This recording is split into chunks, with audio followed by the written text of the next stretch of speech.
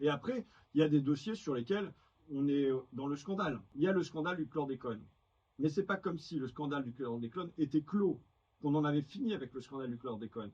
Parce que derrière, ça devient le scandale de l'eau de manière plus générale. Et je vois mal comment il serait accepté qu'en Hexagone, les citoyens soient traités de cette manière-là, dans la durée. Je veux dire que vous ayez à la fois des coupures d'eau, on interroge n'importe qui dans la rue. Ce matin, il y avait une personne qui vendait des poissons sur le marché. D'elle-même, elle s'est mise à me parler de ces coupures d'eau. C'est là une personne qui me disait qu'elle avait un enfant en bas âge, que pendant 3 semaines, elle avait subi des coupures d'eau. Et pourtant, il y a les factures qui arrivent quand même derrière. Et non seulement c'est des factures, mais c'est des grosses factures avec plus de 50% par rapport au prix de l'eau en métropole. Donc là, il y a une double injustice. Et la troisième injustice, c'est que cette eau, quand elle parvient dans le robinet, au fond, est conseillé par les autorités de ne pas la consommer, de ne pas la boire, de ne pas l'utiliser pour faire sa cuisine, de ne pas l'utiliser pour se brosser les dents. Donc là, il y a un scandale gigantesque et je le dis, je ne vois pas d'autre interprétation que le fruit d'un héritage colonial et que de fait, vous soyez traités en la matière comme des citoyens de seconde zone,